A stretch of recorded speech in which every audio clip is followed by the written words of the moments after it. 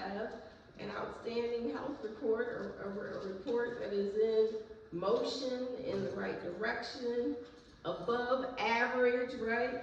Tell us about it, Reverend Swanigan. You went to your doctor's appointment, and what happened?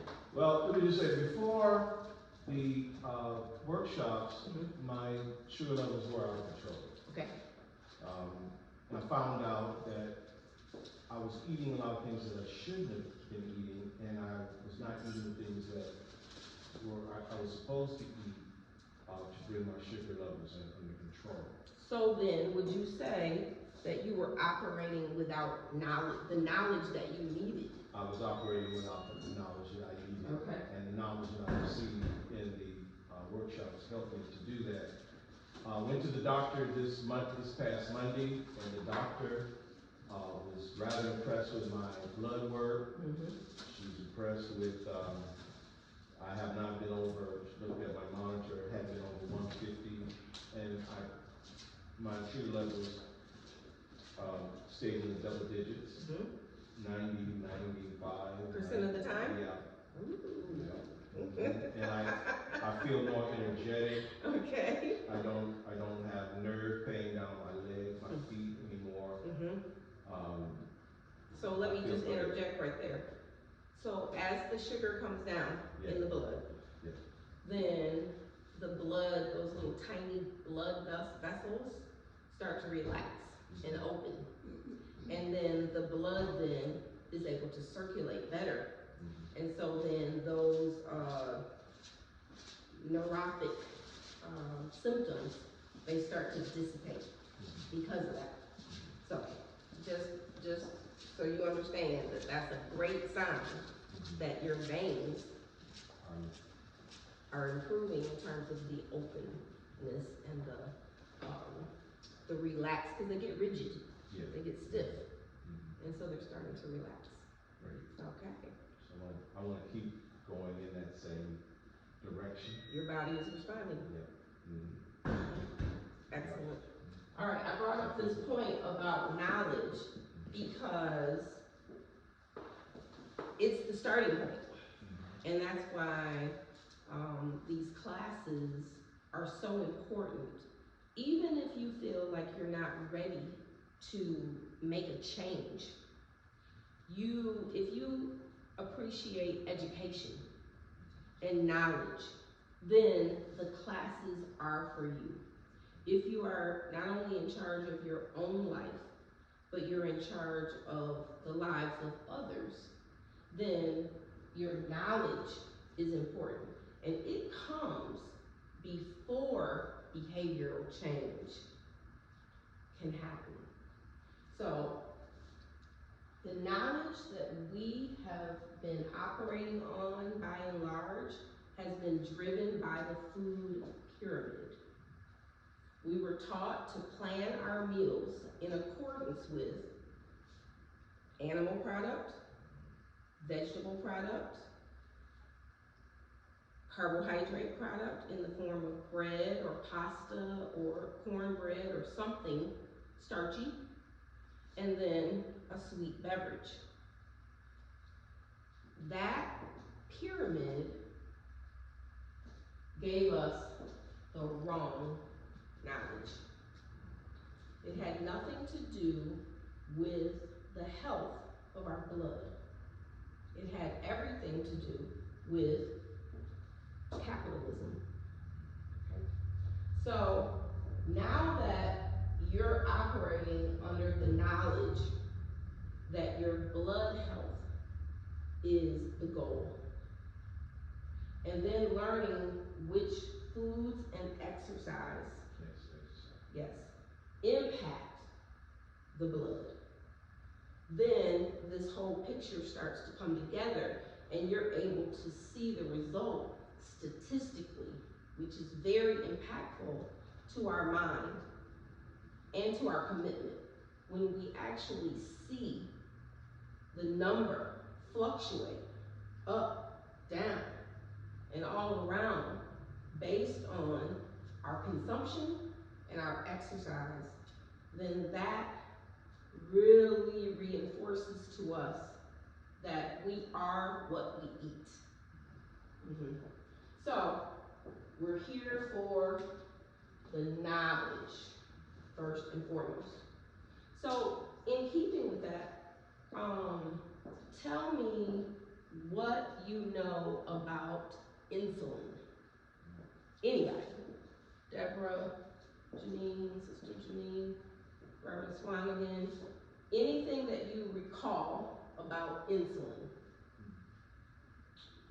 as it relates to this blood sugar picture. What rises or falls based on sugar. Okay. Well, let me say this. Let me ask you this. Which comes first? High insulin or high glucose? Is it the high glucose?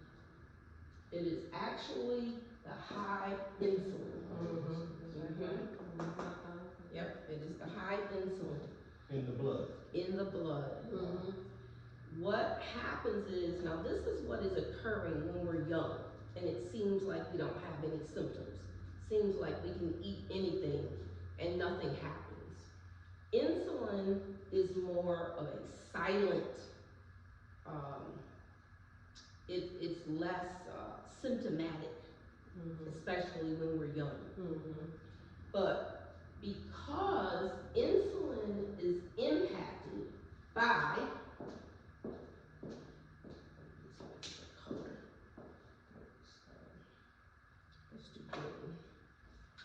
so insulin is impacted by eating frequency,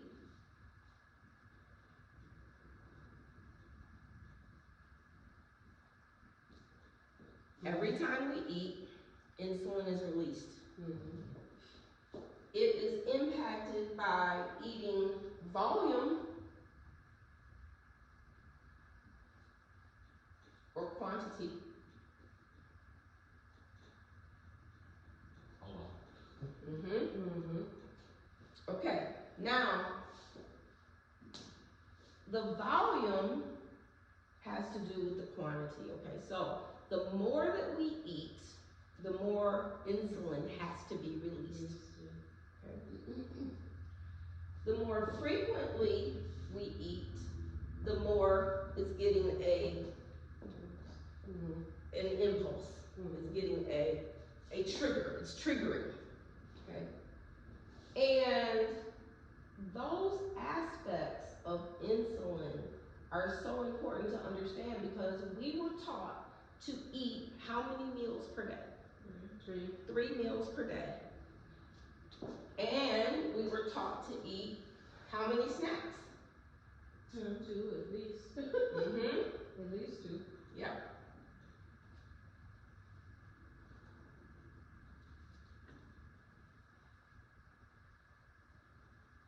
Okay. And if we do that, the only time that we're fasted then is when we're doing what? Sleeping. Is when we're sleeping. Exactly. If we eat from the food pyramid, it will also cause us to desire to eat. Because the pyramid foods, in particular the carbohydrates, because of the way that they interact with the brain, they cause us to crave. So for me, definitely, I grew up and on through adult life considering myself to have a sweet tooth. Anybody that describes themselves as having a sweet tooth, that is sugar addiction. Sugar on top of sugar. Absolutely. And as long as you're addicted, it continues to say, I want more. I want English muffin today. I want apple pie tomorrow. We used to say in the family, what do you have a taste for? Oh, I have a taste for a peach cobbler. Oh, I have a taste for a pound cake. It was always something carbohydrate. So carbohydrates, they do that to us. All right? So they promote frequency. So if we are in the capitalistic business then of selling carbohydrates, then wouldn't it be great to have it on a pyramid being taught at all of the schools? The food pyramid. The food pyramid, exactly. So that's why it's there. It's not there for the health of your body, because guess what? The body, does it require carbohydrates? No. It requires 0 carbs. Isn't that, I mean, that's amazing. 0 carbs. The body, the liver, will produce the sugar that the body needs. It will take protein. The liver produces sugar. It will take protein, it will take fat. There's a group called the Inuit. They were native to Alaska, and they couldn't grow plants. So their entire diet was whale blubber. And they lived beautifully off of whale blubber. Would they cook with it, or? I don't know if they cooked it and ate it, or if they ate it raw. I don't know. That's a good question. I couldn't see eating no blubber, but Raw. I could see using it as seasoning and, cooking. Frying it up, get a little crispiness on it. Yeah. I couldn't see eating no blubber. I'm with you. I don't know the answer to that. But I also know, have you all heard of people who are eating a carnivore diet? What was the name again? Carnivores.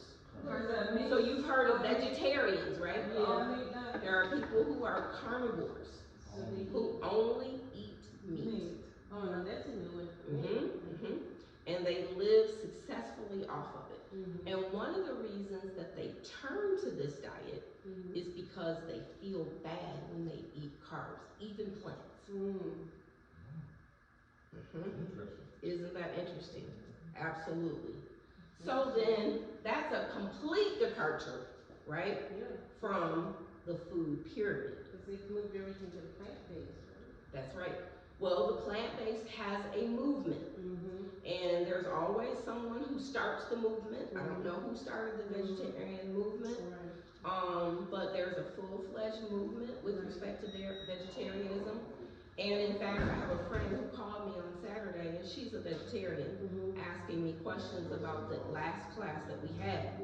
And I told her that if she can figure out how to get her blood glucose in the optimal range as a vegetarian, then that's going to be a story to be shared, because I don't have knowledge of how to drive your blood into optimum range as a vegetarian. And she has blood sugar issues that have started to develop that she's aware of. I don't know how long ago she got this knowledge in terms of a diagnosis or whatever, but she did say, I've been having blood sugar issues. And that's because being a vegetarian, sometimes people think that that is ideal. Exactly. But there's certain things that the body requires. Yes. And what I found out early on, when I tried that for a little bit, the doctor told me to cut it out. He says there's things you have to have here that your body has to have to operate that you're not getting, and it's now causing you illnesses and stuff. And so people don't understand all of that. Sometimes they don't research it all. That's right. But your body has to have certain things in order to function. Correct. But if you actually really think about it, back in like our grandparents' time, even maybe our parents, but particularly our grandparents' time, and even further back, the so-called soul food that was so popular among us, their generations lived longer eating that food that they said that they're now trying to say is unhealthy for us. They lived longer than the generation are living now, who are talking about paleo, whatever, keto and all that. They lived longer if you think about it. Because they use fat, though. Remember? The authentic fat of butter, lard, tallow was the fat rendered from the beef. And so that had a lot to do with that. And they were growing, they had more gardens, so they were controlling the pesticides. They were using even coffee grounds as pesticides, more natural. So there's a lot of factors that contribute to that. And there's a lot of obesity among our young, because they eat all this junk food, this McDonald's and all that. Correct. And they have high insulin levels in their body, Correct. At a younger age. At a younger And age. and it enlarges their bodies. Yes, Mm-hmm. exactly. Because weight can only be gained in a high insulin state. Mm-hmm. And it can only be lost when insulin is low. Mm-hmm. There are 2 times in a human being's life where the body naturally goes into a higher insulin state and a state of insulin resistance, and that is adolescence and pregnancy. Because weight gain is needed for both of those states. And what are the, question also, what are some of the negative effects of high insulin levels? So the negative effects of, hey Reverend King, the negative effects of high insulin include the weight gain, unwanted weight gain, and then the metabolic conditions such as the high blood pressure and even the heartburn. These are metabolic conditions. So people, the origin of that word is metabolism. So it has to do with how the body is metabolizing food. And people have various manifestations. Some people have migraine headaches. Some people have weight gain. Some people have depression. Some people have heartburn. Some people have high blood pressure. But at the root of it, that's why this is so important to understand. That at the root of it, the health of the blood is either going to work to your favor or it's going to work to your disadvantage. Healthy blood is critical. And it's something that we are just being enlightened about. We've only known blood glucose monitoring as being relevant to diabetics. But the reality is that if we are truly serious about taking good care of ourselves, we need to take advantage of looking at our blood, being guided by that in order to preserve and optimize our longevity. It's critical. The other thing that is critical for our longevity is to understand reference ranges when it comes to these the labs that we get. This is very eye-opening. The labs that we get after we go and get our blood tested, and we look at those labs and we say, we look at it and we say, okay, my ALT is 36, and the reference range here is 3 to 45. So 36 sounds good, doesn't it? It's not flagged. It's not flagged as being high. It's not flagged as being low.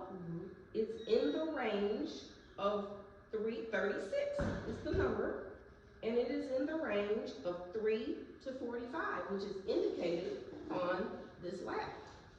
It's normal. But As normal. Exactly. I mean, they consider that normal, but when I look at that, I'm thinking 3 to what you said, 40. What is 45.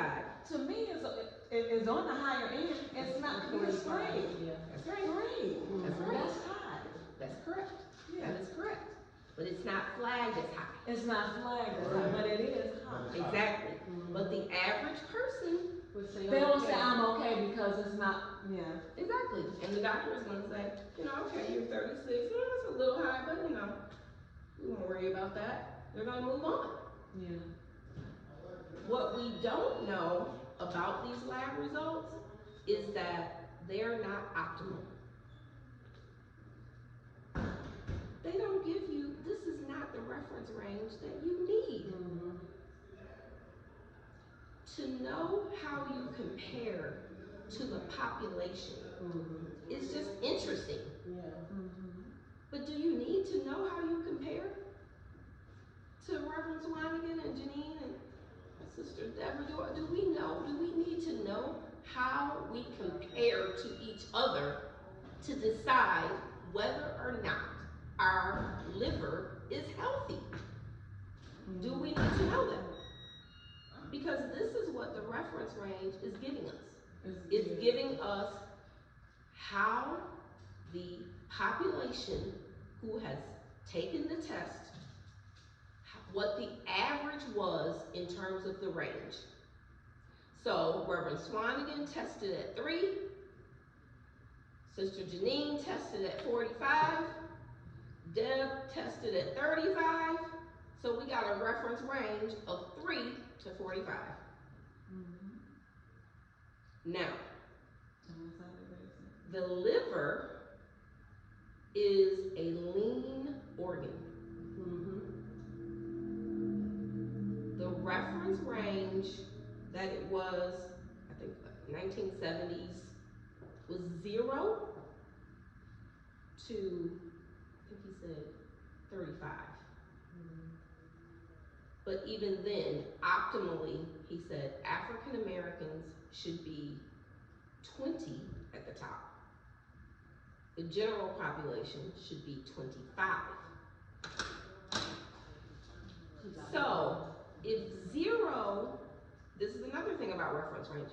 Sometimes it's good to be on the higher level. If it's HDL, if you're on the higher level, that's a good thing, right?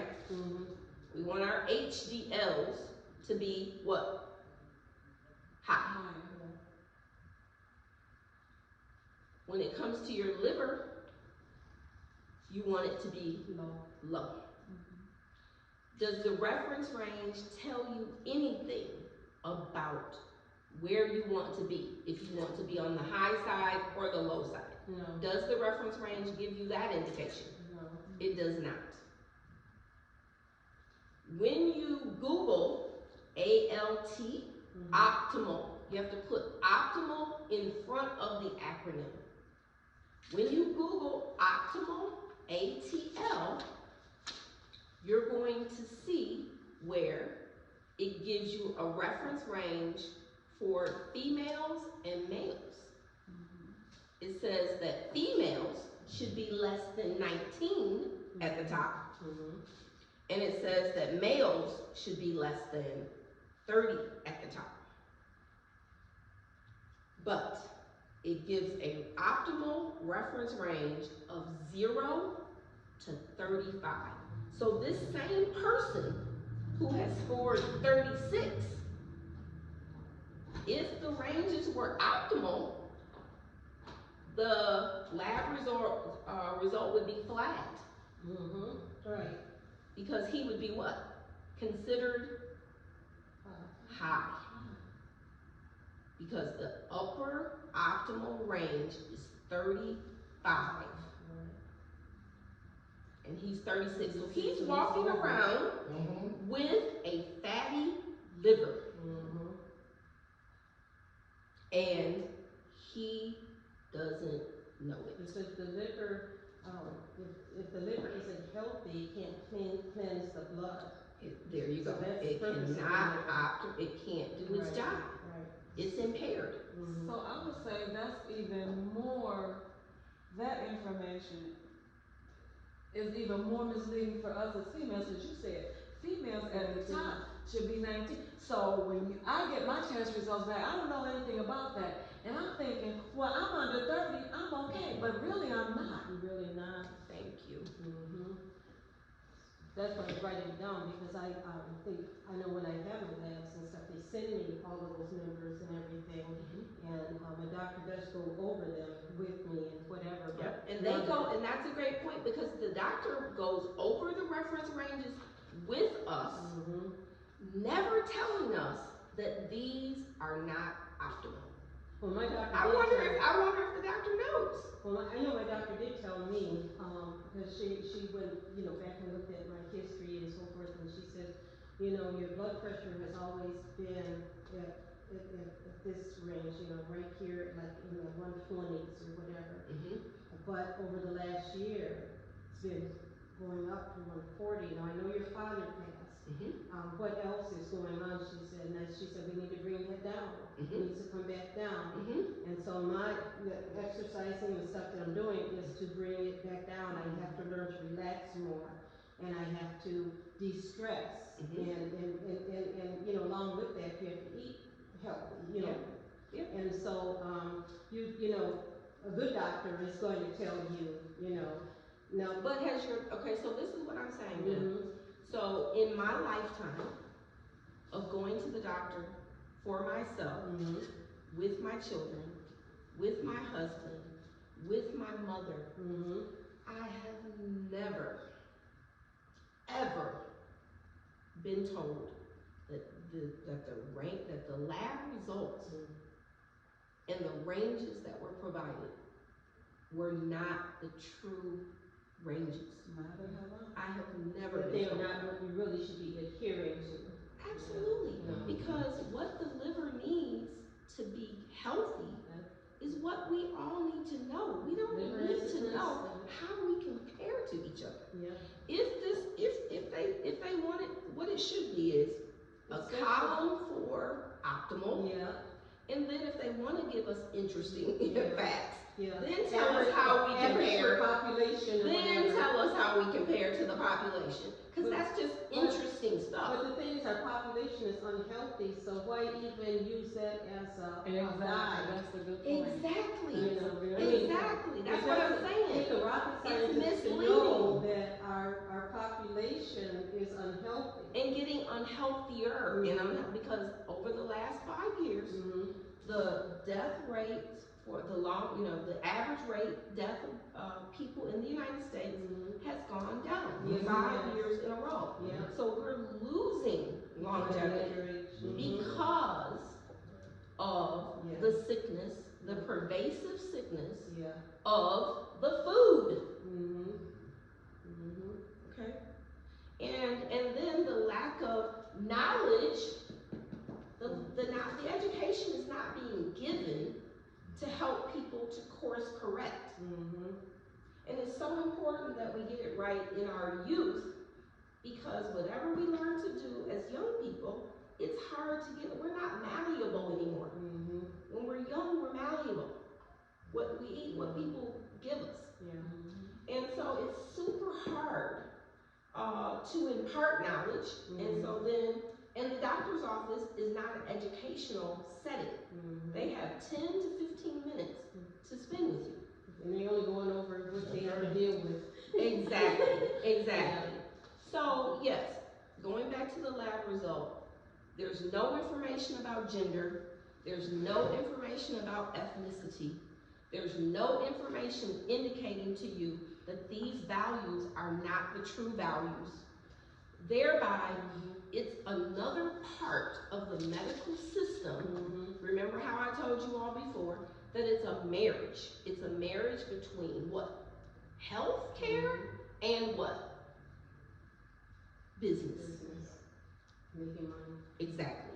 But you know, Sean, one of the things that I did this years ago, and I didn't realize how extensive this work was going to be, and it has been a great work, was years ago when I was probably in my 20s, because I had subscribed to Essence magazine. They had a black female health study that they started, and I had been in it for over 30 years. I actually learned a lot more from the study because they were able to detect, based on my age, based on facts and information that I gave them about myself, as well as other females all over the country. They were able to determine certain things were happening and bring it to our attention, like just things such as like glaucoma, things such as breast cancer, things like that, just from getting, just from studying what was going on, what are you eating, how much are you exercising, and it was a very thorough study that they did, and you had to respond every year, give them an update of your health changes, basically what medications you're taking, I mean a whole spill. I mean it took time to even just do the thing, but it provided such good information,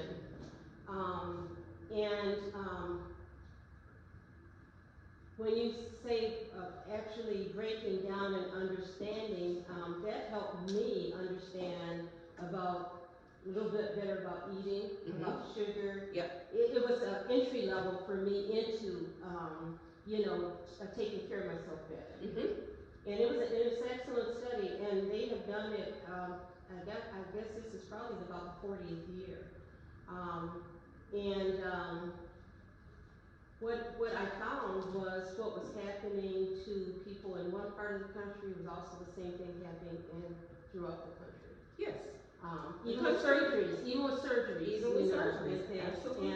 And there's a disparity there. Infant mortality has been studied, and Black women are more likely to survive and their babies if they are in the care of a Black physician. Okay, so what does that tell you about the fact that these doctors, we don't know what's behind their ears? They have a lot of possibilities at their disposal. They do. In terms of what they can test you for, what they can medicate you for, etc., etc.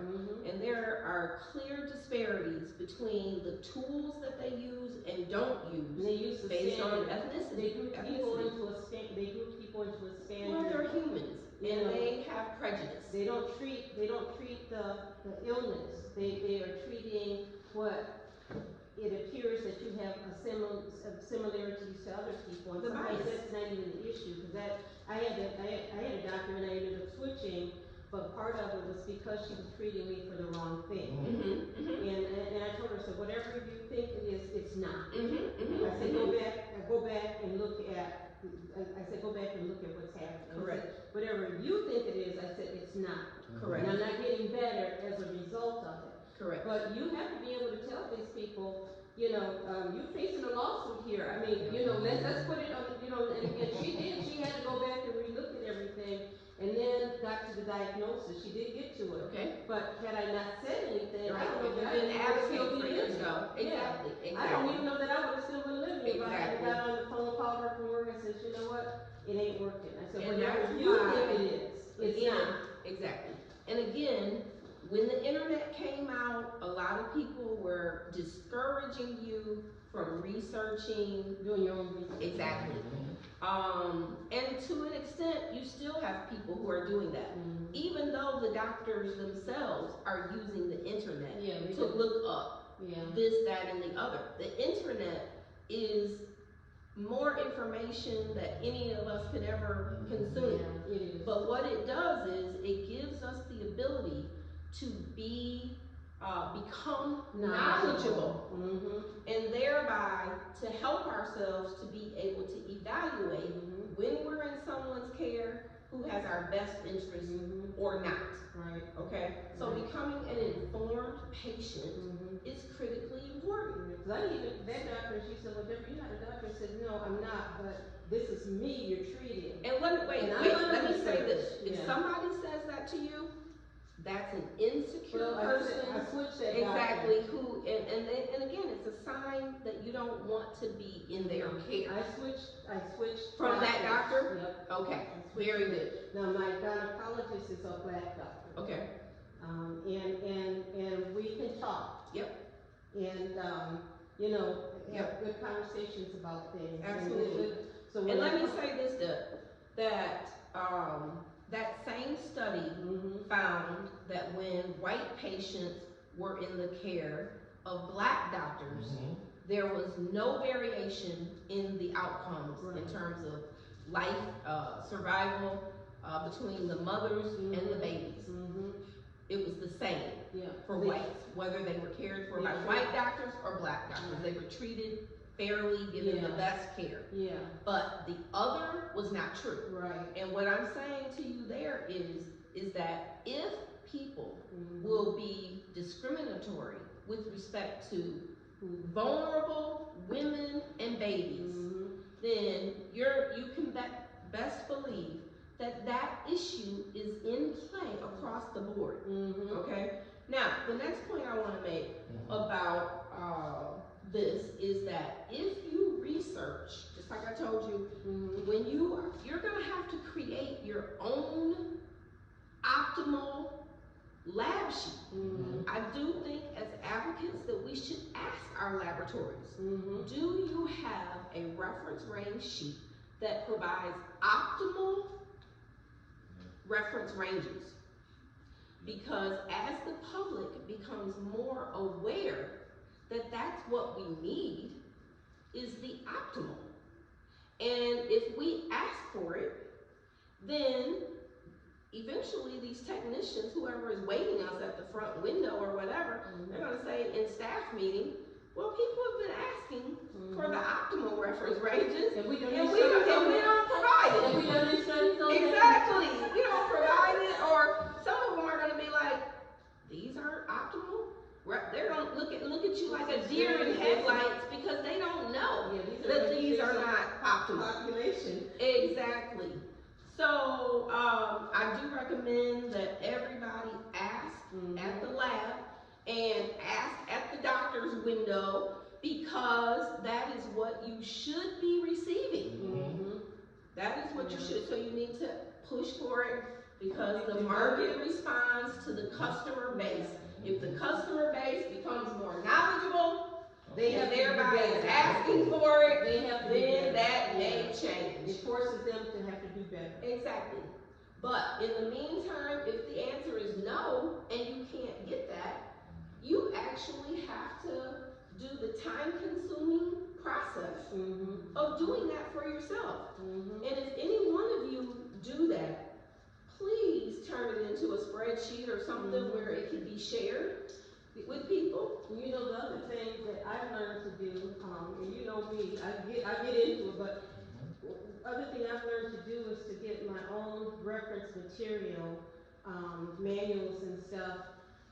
And they don't usually recommend, they don't tell you to do that, but see, when somebody gives me a term that I don't understand and I ask them, what does that mean? I go also look it up myself, because I want to make sure that I'm dealing with the truth. Exactly. And you all are going to be, you're looking at your own reference ranges, you're looking at your mom's reference ranges, and you've got other relatives that you care about. So what I'm saying is that if you compile an optimal reference range, it is a tool that will be used over and over and over again for your loved ones, your church family, or what have you. I'm hoping that it can be requested at the lab, or it can be found online. I have not searched that online to see whether or not there's an optimal reference range sheet, because that's what we need. So I don't know the answer to that. But okay, so we have driven that point home. All right. So the next thing about insulin is that the order of your eating matters. Okay? Now, who's ever been taught about eating order? Never. Right? Never. But the order, what should we eat first on the plate? And let's go back to our fundamental guidance. What acronym, what words are the fundamental guidance? Reverend Swanigan, what have you been using? What are the 3 words that we've talked about over and over again that you have used to guide your choices? What have I used? What's the number one thing that suppresses insulin? Protein. Almost. Good choice. That's like in second position, let's say. Okay. Fat. Yeah, Sit down. Fat. Thank you. Ding. Fat is the first thing that we need to consume. And that's what I was trying to stay away from. But before you came into the knowledge? Yes, before I came bacon, I said, no. Now I love bacon. I eat it with my eggs. It keeps the sugar levels down. Absolutely. And some butter. So that's a whole nother movement. We talked about vegetarianism. We talked about carnivore. We didn't talk about, there was a low-fat movement. The low-fat movement. Big low-fat movement. Exactly. And we went for it because we didn't have anything to test. So we didn't know what the result was. And it will make you lose weight. I went for it briefly, but then I started doing some more research, and I said, I don't think that that's right. Right. And then I said, I'm going to go back to pure butter. Yep. And that's what I did. Yep. And because I told you, I said, well, when I thought about how the body has to function, yep. I I said, and then, you know, you'd be reading about all of the polyunsaturated fats and all the stuff that they make up similar to a butter. I said, well, wouldn't the natural just take care of the body? Better? You know, Absolutely. yeah. Absolutely. The one thing, now that my wife and I, we cook with the bacon fats. I noticed that a lot of Mom, the Absolutely. bloatedness that I had, the bloated feeling, Oh, they're greens. I don't have that. Absolutely. Absolutely. What So, was, To help with digestion. what was that diet a few years ago, and the doctor, it was similar, he was talking about things similar to what you're talking about. I can't think, he died though. Okay. And he had Atkins. The Atkins. Atkins diet. And they, you know what, I'm not gonna go into conspiracy theories and things like that. Yep. But it was said that it's conspiracy theory, but you know, they thought that they killed him because he was leading us in the right direction. Atkins is still on the market. It's still in the market. But that's, It's a conspiracy theory, but that was the conspiracy theory that was going That around. he was gonna take us back to all natural. Right. Yeah. Right, I can see that. It would endanger a lot. You know, what's good for one person is bad for another. What's good for one industry is bad for another. I mean, I was thinking about dry cleaning the other day, Yeah. and how pretty much all the women's wear nowadays is Wash washable. and wear. Right. So the men are the ones who are still supporting dry cleaning with their That sisters. is so You true. see what I'm But saying? the suits are made with a natural fiber, which is wool. See, when I look at stuff, and this synthesized stuff, and whatever, recycled stuff, if it, you know, I still, because, you know, I'm from the fabric that, I cotton, linen, I still go with those core fabrics, you know, because there is a reason that those fabrics exist. Absolutely. And they take a little more quality time to wash and you know, how you take care of them. Just like with the wool and the men's suits. You Sure. know. But the point that I'm making is that as things evolve, like right now, you all are changing. It starts with the knowledge, okay? Then Reverend Swan again, he's now changing, he's evolving. So now his purchasing habits at the grocery store are changing.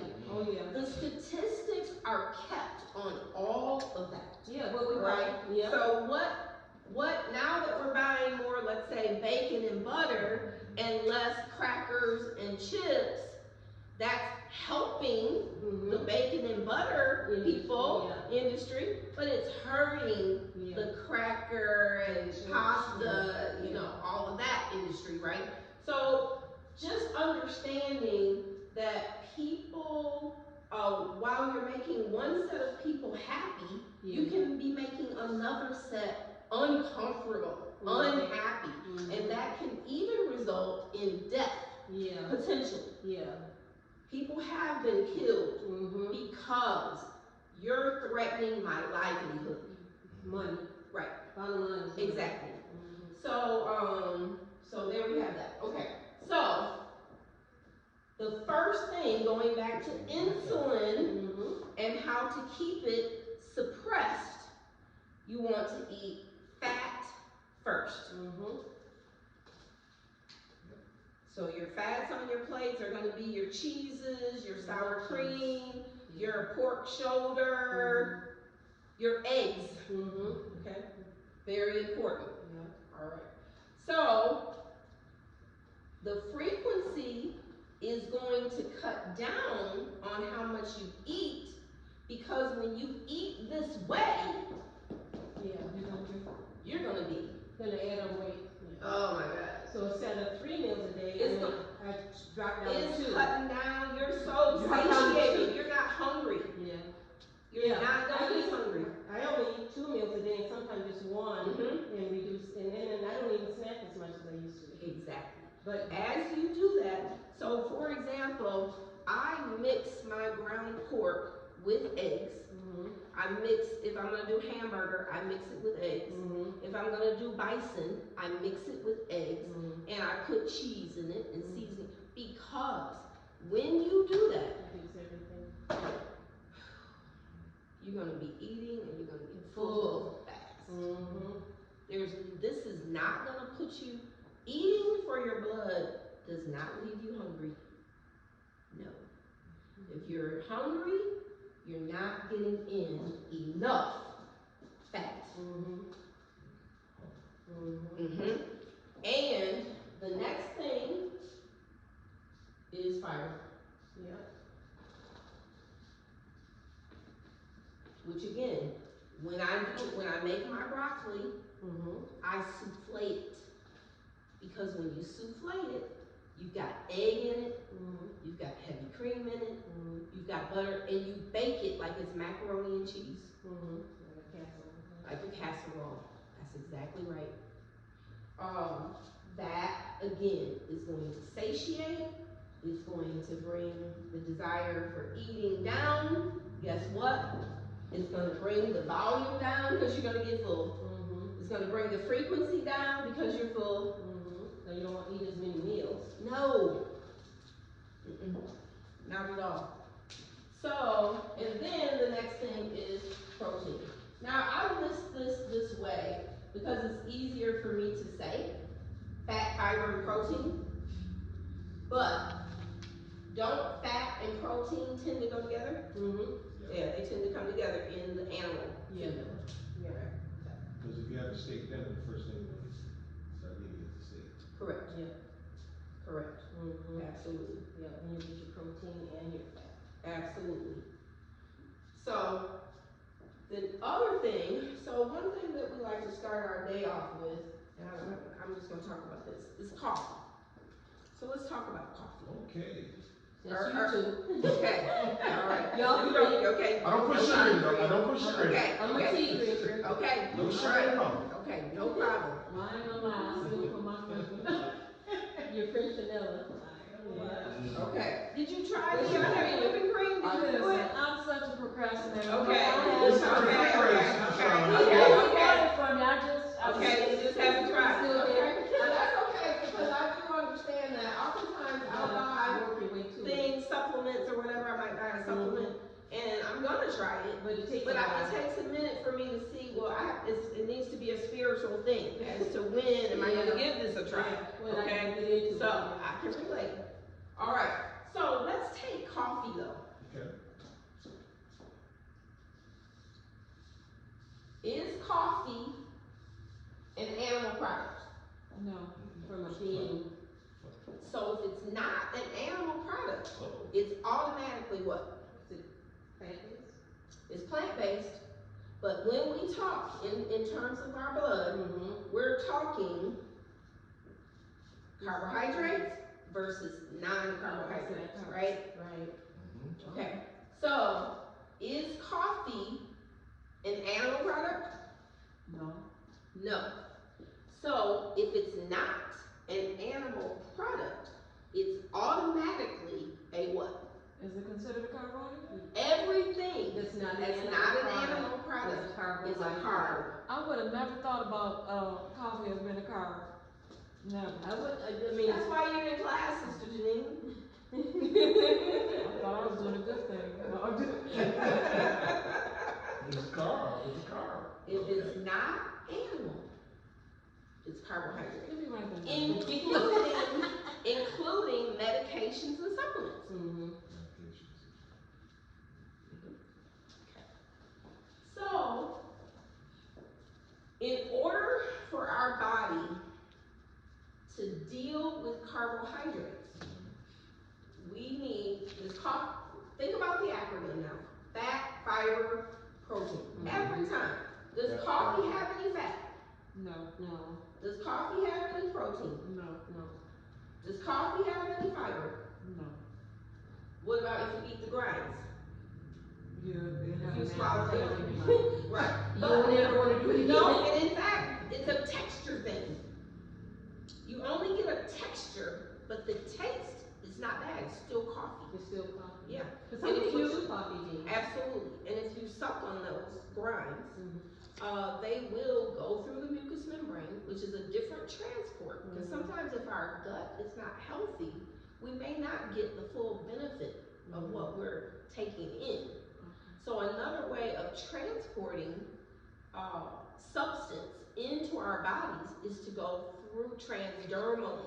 You've heard of the patches delivery, right? So that's a transdermal method. So if you suck on something, it will go into your blood through the mucous membrane. Okay? So coffee grinds do provide fiber. Okay? Now, we like our coffee sweet, generally speaking. So we're going to take it from that standpoint. We're going to take it from that standpoint. You don't put sugar in yours, so like, that's different. Nothing So, else? You put anything in your coffee? Cream. I agree with you. Okay.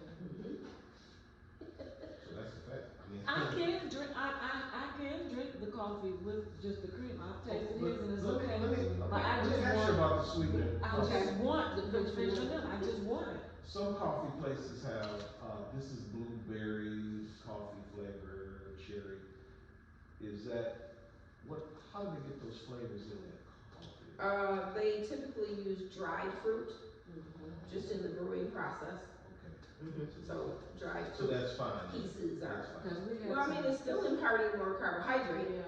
but it's also imparting, what's the P word? Y'all remember the P word? Polyphenols. Polyphenols. Yeah. Polyphenols. Polyphenols are chemicals in plant substance that are beneficial Like when they to freeze the dry. gut. You said particles. Well, Yeah. poly, P-O-L-Y. No, what did you? I got it. Polyphenol. But what did you say they are? What did? Polyphenols are basically colors. It's a chemical reaction that takes place in plants. Okay. And it helps them to protect themselves from the sun. So it's like Okay. a sunscreen reaction for the plants, let's say. Okay. Alright. Now, the darker the color, the more polyphenol rich the plant product is. So, when you think about granulated sugar, does it have any color? No. No. Okay. So thereby, it can't give the body any what? Polyphenol. It can't give the body any polyphenols. Let me ask you this, does this sugar provide any nutrition? Does it have any vitamins or minerals in it? No. I say no. Sugar does not. Nope. Unfortunately. Sugar is made from what plant? Sugar cane. Sugar cane. Okay, Sugar cane. Which is a I'm gonna say plant. cocaine. So it is plant-based. It's plant-based.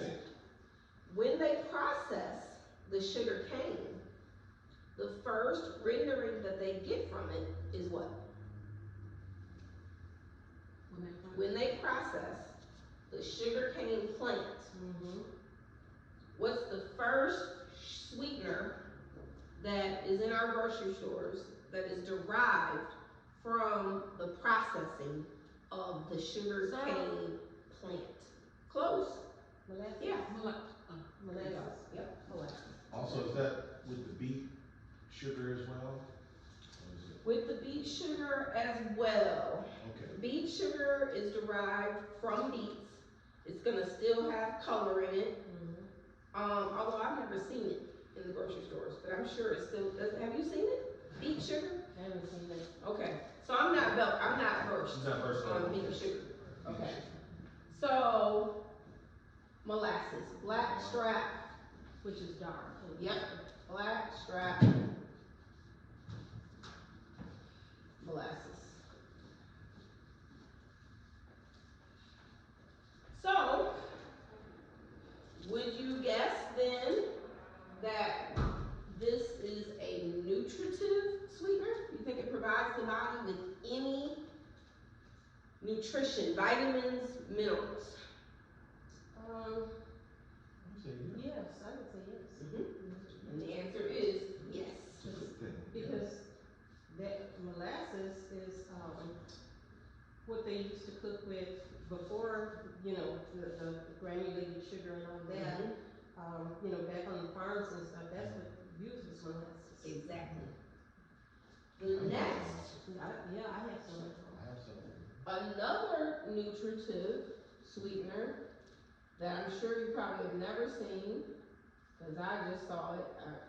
I saw it going into a ethnic grocery store. Grape molasses.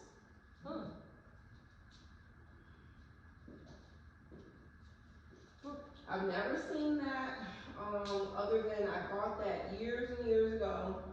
Took me a long time. It's one of those things that I had in my cabinet and never used it. And then when I learned about polyphenols and all of that, I was like, well, let me try this grape molasses. And sure enough, it is what?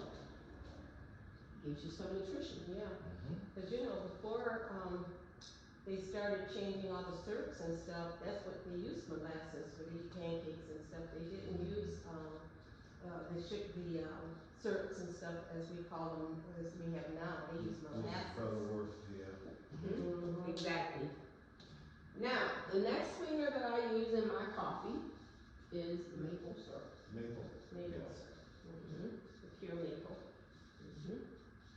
Yep.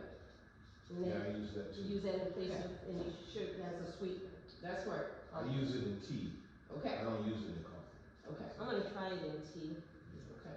Oh, I'm gonna try that in tea to replace the sugar. Yep. All right. I So- use the sugar, but I could eliminate it. There you go. So this was my answer. I experimented until I came up with the fact that, okay, when I use these three together, it tastes like this. If I just use molasses, it doesn't taste like this. More syrupy. It just is strong. Molasses It's is very strong. strong. It's very strong. Yeah. So if I just put molasses in my coffee, for me, it takes away the coffee taste. Okay? So I'm not satisfied with that. So I had to experiment, and I got to these three. And when I got there, I was like, oh, okay, I love this. So you I mix love those this three. three. Yeah, I put some of each of these in my coffee. Now, these represent polyphenols, but they still represent carbs. Yeah, they do. So we got a polyphenol here.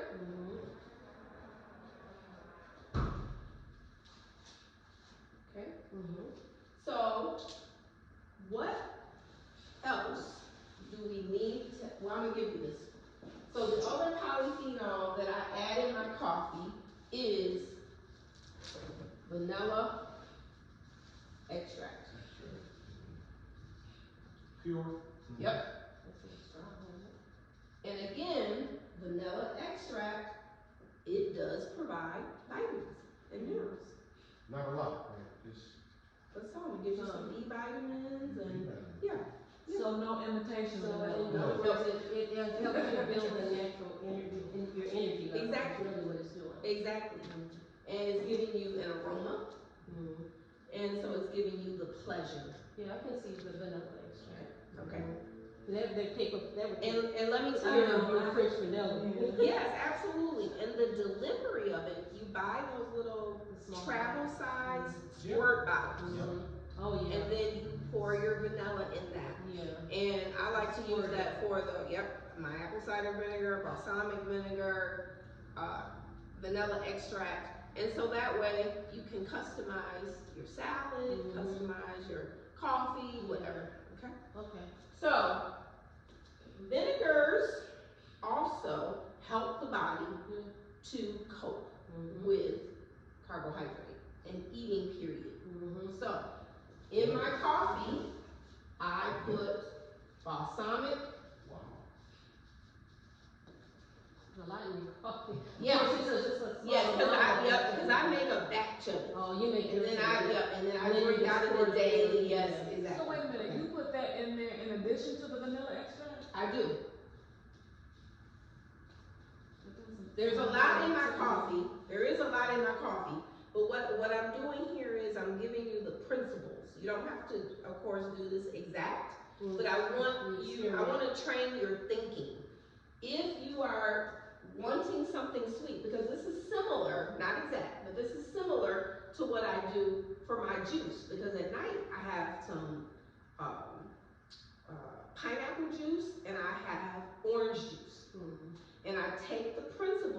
I'm teaching you, and I doctor it so that my body will accept it, process it properly, and I can still get those 70s and 80s, those beautiful blood sugar numbers by hacking the sweet. Is apple cider vinegar as healthy or as effective as balsamic vinegar? So I use both.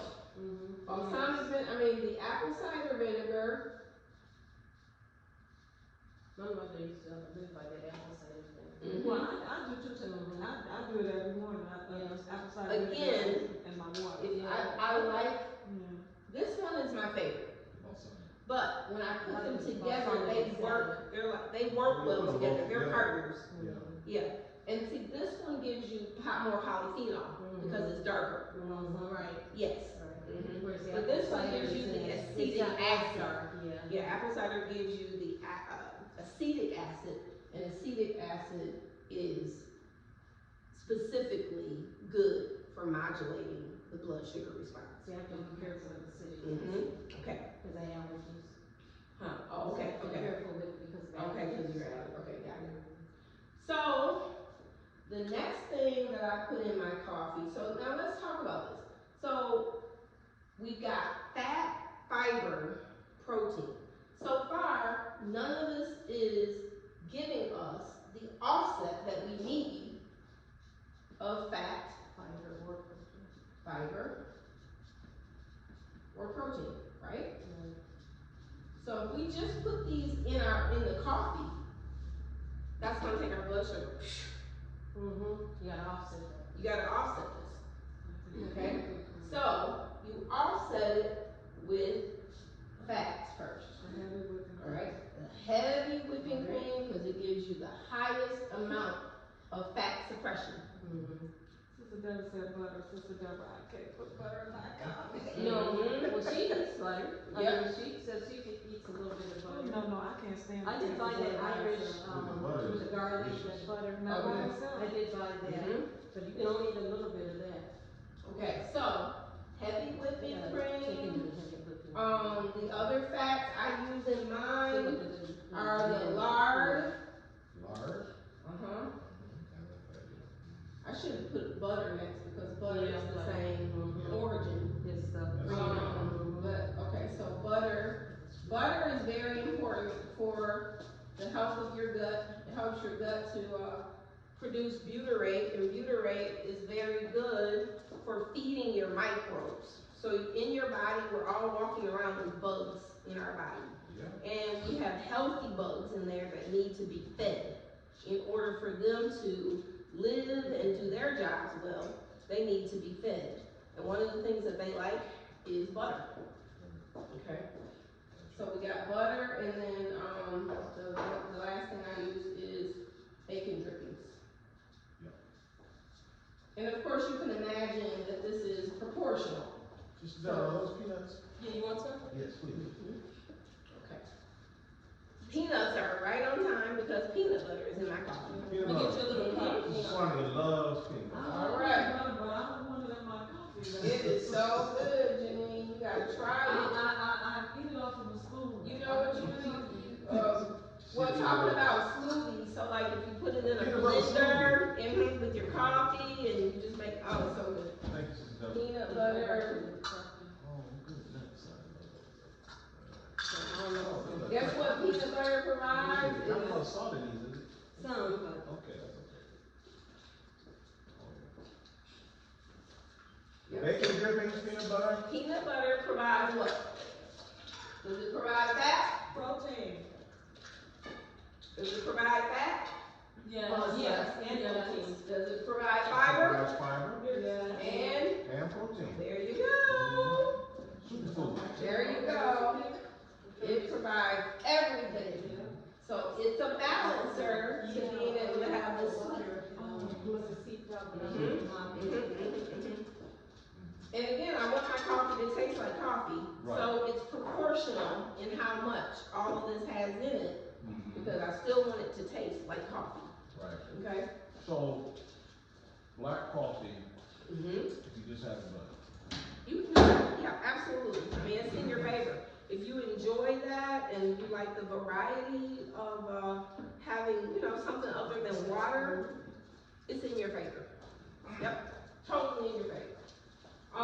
For me, I want my sweet coffee in the morning. Lord, just let me have that. And so I add the peanut butter and I add other fibers, including psyllium. I might try the peanut butter in my coffee, Sister John. All right. The It's peanut really butter, good. the heavy whipping cream. Yep. And it really sinks down to the bottom. It gets a little bit of the flavor in the liquid, but the peanut butter will kind of sink down to the I'll bottom. try that. Mm-hmm. It's very good. It's very satisfying. I add psyllium. I add flaxseed meal. You know a lot about flaxseed. Flaxseed is a good plant protein. Is it a fiber? It is a fiber. Yeah. Mm-hmm. And when it's milled, when it's ground, is when it releases the most of what it has. So never buy it just the seeds. You want to buy it as the meal, the ground, organic, golden flaxseed. And let's see. And the grape skin powder. Grape skin powder. Grape skin powder. Huge. Grape skin powder provides 10 grams of fiber and only 4 grams of carbohydrate. It's got 6 grams more fiber. You can hardly find, I've never found anything else like that provides all of that fiber in greater proportion than the carbs. Usually the carbs, let's say, will be 10 carbs and let's say 6 fibers. So then you'll have the net effect of 4 grams. But in this case, the grape skin powder only has 4 grams of carb, but it gives you 10 grams of fiber. So that's hugely in your favor as a tool. Okay? So grape skin powder, which is also going to give you what? Because of the color, what is it going to give you? And you can get that from the health food store? I've only found this on Amazon. Okay. Better Health doesn't have it, Sharon? No, they don't have it. Grape skin powder. Very unusual. This grape skin powder is super unusual. The grape molasses is unusual in our country. It's used quite a bit in Third world country. yeah. Exactly. All right. So You don't put turmeric in your coffee either. I do not, but I'm glad you brought that up because turmeric does not agree with me, generally speaking. Same with me, Sean. It doesn't agree with me. It doesn't agree with me. But I have noticed that when I use spicy brown mustard in the evening on my dinner plate, that makes me, I feel better the next day for having used that, and that has turmeric in it. It's got spicy brown mustard. I get that from Aldi, and it makes me. I like the effect. It makes me feel better. I keep it in my. It's in my everyday system. Okay. So now, we've covered some fibrous things. We have one protein item here in peanut butter, and the heavy whipping cream gives us some protein. Okay. Now, the other thing I add for protein is pea protein. Pea protein powder.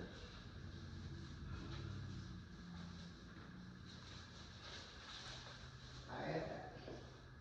So, then, now I've taken my sweet coffee, and I do add one more oil, and that is walnut oil. Walnut oil. Yes, which is another unusual oil. Didn't learn about this in my childhood or anything like that. But walnut oil is excellent in terms of diminishing pain and just making you feel more energetic because it gives you omega-3s. Yep. So I buy it in a bigger bottle and I put it in squirt bottles, and it's a part of the like little condiment tray that I have. And the walnut oil, it helps with that omega-3, because we need omega-3 big time, and we're very low in it. So so then if I take this paradigm and I tell you, when I do my orange juice, then I add vinegar. Orange juice, you have vinegar? Yep, I add a little vinegar. I add, what I don't have on here, I add gelatin. Gelatin is a protein source. It's animal-based too. That's right. Yep, I get the porcine, pork-based, because pork is always going to be the best. So when it comes to this blood sugar issue, so in my orange juice, I add a little bit of gelatin. I add a little bit of the vinegars, and I add water. Okay, and I add pink salt. And I add pink salt in the coffee as well. Pink salt because, again, salt helps the body to manage digestion. That's pink salt. Pink Himalayan salt is what I use. And I like real salt as well. I like these too. Because those are the broad spectrum salts. So when you're salting your food, you want all the minerals that are available. When you use the white table salt, you're only getting sodium and chloride, 2 minerals. Whereas when you're using the full spectrum, broad spectrum salts, you're getting like 80, 90 or so minerals. So there's like no comparison between the nutritional value of true salts versus the bleached salt. So that's another way in which we have been malnourished, is by the selling of the white salt, as opposed to teaching us to salt our foods with these broad spectrum salts. So that had to be a financial issue, that they could make more money off of the white salt than these salts. Yes, okay? So, and you will notice, you'll probably relate to this, on the bottom of the salt, it says, if it's iodized, it says that the salt, the iodine in this product is basically, it doesn't meet the nutritional needs of the body. Yeah. But what it did do was it stopped the goiters in the country. We back in like the 1940s, there was a big goiter problem because the thyroid was having to work too hard because it wasn't getting the iodine. Yeah, and a lot of the military recruits couldn't pass the academic test. And when they researched to see, what they found was most of those who couldn't pass the academic test were people who lived inland in Michigan and Ohio and Indiana, but the people who lived near the ocean, they had higher iodine rates and they were performing mentally better. So iodine is another very important mineral in terms of your supplementation. You have to supplement it in order to get enough of it. Yes. Okay. So when I'm dealing with my juice, I do the same thing. I water my juice, I oil my juice with walnut oil, and I add fiber to my juice with some grape skin powder, and I add some protein to my juice with gelatin. So that's all I use in my juice. I use the grape skin, the gelatin, and the walnut oil, and the salt, and I shake it, and it goes over well. Now, does that affect the taste? It's delicious, just delicious, because vinegars are delicious. Now, when with my jug size, when I buy a spray spring water. Mhm. I open the jug and I add a tablespoon of apple cider vinegar and a tablespoon of balsamic vinegar, Mhm. and then 1 tablespoon of pink salt. And I shake that up. I keep those made. So when I'm making my, when I'm doctoring my juice, then I pour in some of that salted vinegar water into the juice to water it down. Then I add the gelatin, the grape skin powder, because I keep it in a jar. And then I add the oil, the walnut oil, because it's neutral and it's easily squirted. These are more solid, right? And so I emulsify it, and then I'm able to drink that every night. I drink it, and my my numbers turn out. I love orange juice, and I gotta watch it because it's a spiker for you. Yeah, it's a spiker because just like the coffee, it has no fat, it has no fiber, it has no protein. So this is what makes the sugary drink complex, and that's the problem with pops, juices, coffees. They're not complex, they're simple. So just think about if, when things are simple, they're not, I don't know. You understand what I'm saying? When you pour them in the body, there's a reaction. When you drink, there's a metabolic reaction. When you pour things in that are simple, they don't have the complexity that the body needs. So again, if you put in granulated sugar, we already said it has no nutritional value. So you think about pouring that into a car or a computer, downloading.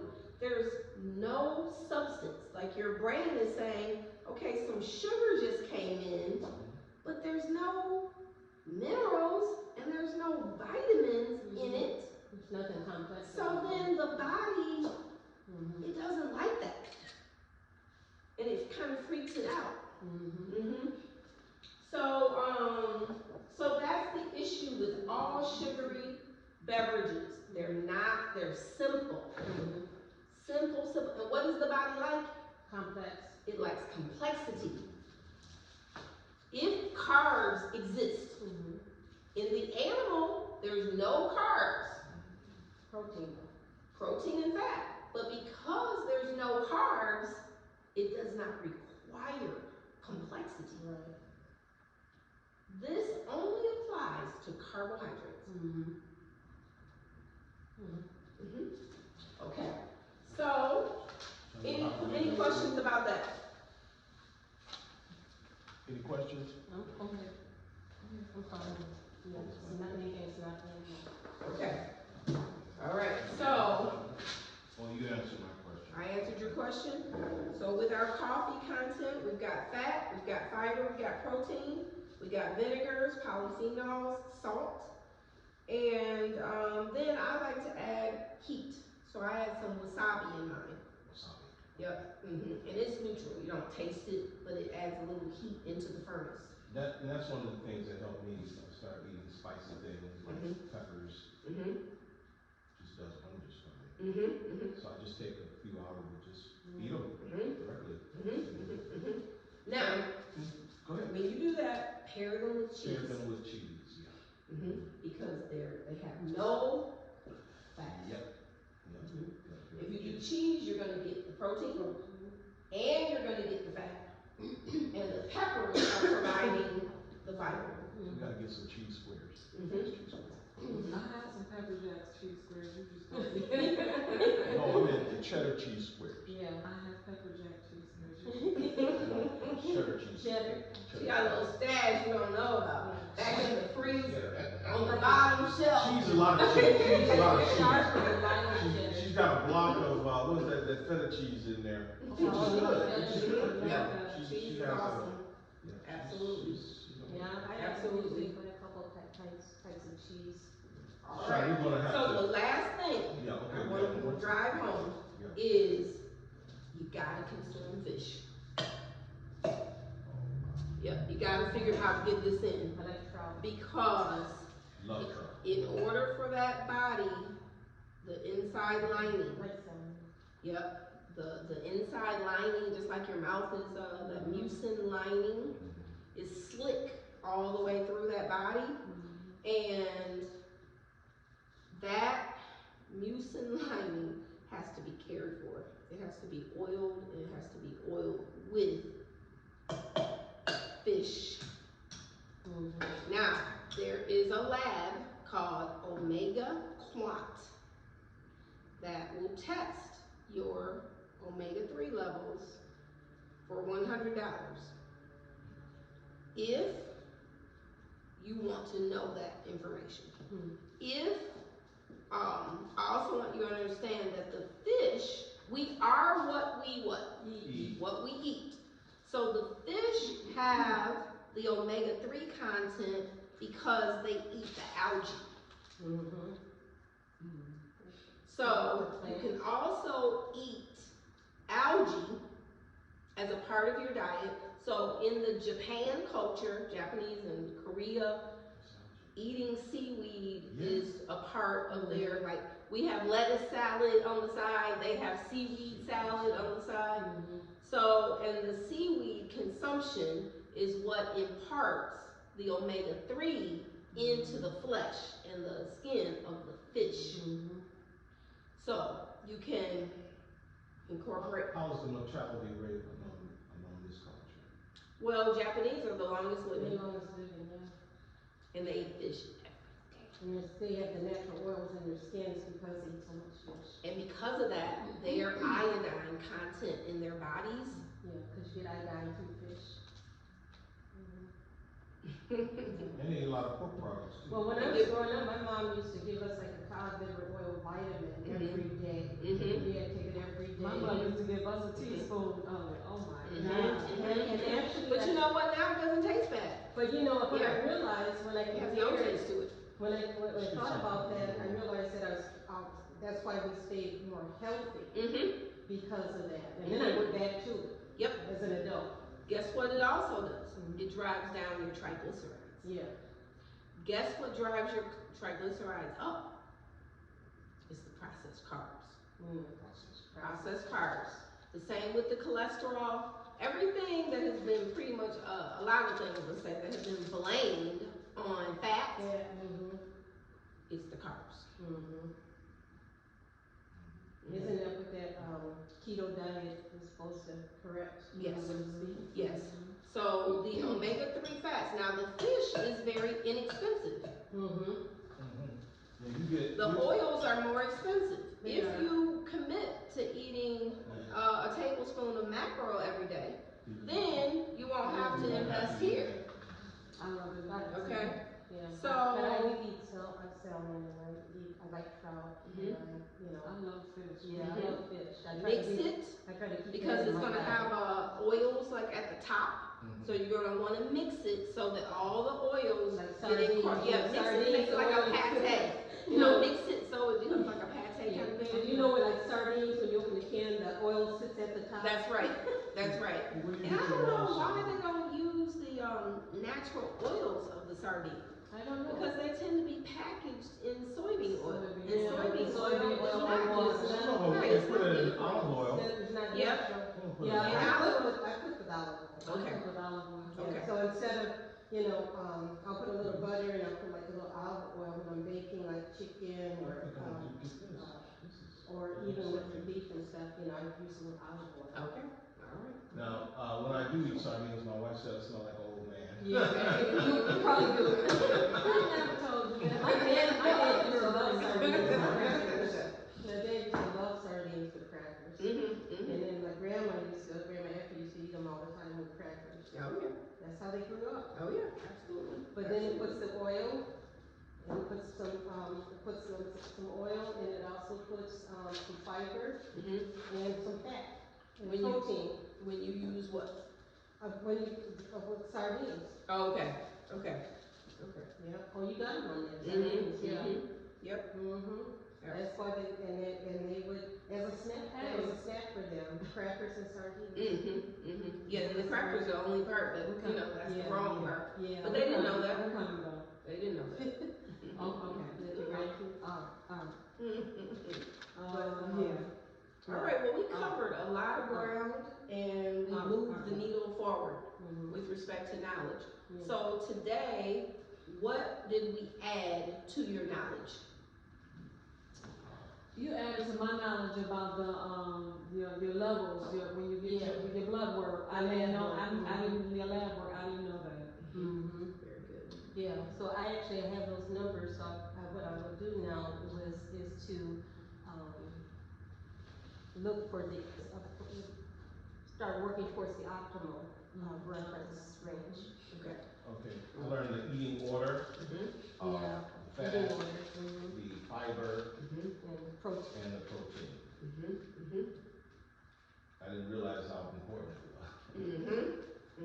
And even the simple thing of you liking the peppers, but not realizing that it's going to be better on your blood if you pair it with It's cheese. prepared with cheese. So anytime you're getting ready to eat something or drink something, ask yourself, what does this not have? And whatever it doesn't have, am I willing to take the time to add those products to balance it? The fat, the fiber, and the protein, in order to balance it. Don't eat cheese without crackers or anything. Exactly. It's cheese. Yep, just get used to it, because you're evolving. Yeah. You're changing Yeah. based on your new knowledge. Yeah. We didn't know before. We didn't know. And so now that we do, we're just working on slowly but surely Yeah. changing how we pair things, how we menu plan, and so forth. Yeah. Right. All right? Yeah. All right, beautiful. So make sure you also think in terms of satiation. Okay? How is that plate gonna keep you full for a longer amount of time? That coffee, the way I described it, it holds me, and I shared this with you guys before, I drink my vinegar water with flaxseed, sage, parsley, and hemp protein. And it has walnut oil in it. So I drink this throughout the day, and I drink my plain water. And because I'm doing that, and I'm also taking pink salt, a 1/4 teaspoon throughout the day, 4 times, which it suppresses my appetite because it's giving me nutrition, and it's giving me some fats. Huh? Then a lot of iodine in the pink salt. The pink salt does not have enough. It still doesn't have enough. I have to supplement with that at night. Okay. But the pink salt, the nutmeg, the grape skin, taken over the day, and then drinking this that has the walnut oil in it, then I have no hunger whatsoever. And so I only eat 1 time a day, and that's probably about at 11 o'clock at night. 10, I'm up. So blah blah blah, late, and but because of these techniques, my appetite is suppressed, my energy is great. Yep. Okay. And the more you eat, the frequency of the volume and the quantity. Because what's the number one culprit here? The insulin. The insulin. Where we focus on sugar, but when we focus on insulin, who's the really bad guy? That's the true bad guy. That's the one that raises the glucose. All right?